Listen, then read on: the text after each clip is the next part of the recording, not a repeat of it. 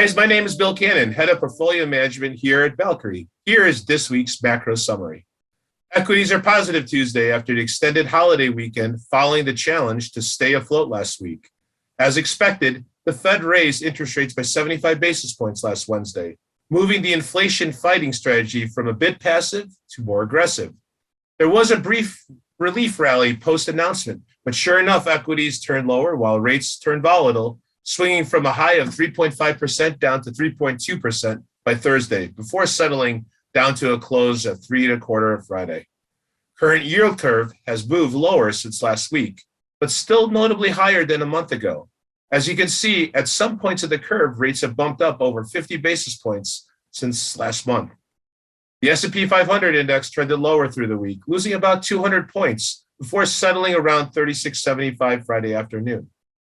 Markets anticipate another 50 to 75 basis points at the next Fed meeting in July, then perhaps another 50 more in September as well. Terminal rate expectations, or what the markets calculate as a target or key overnight rate, also moved higher to about 3.9% by mid-2023, up from 3% last month.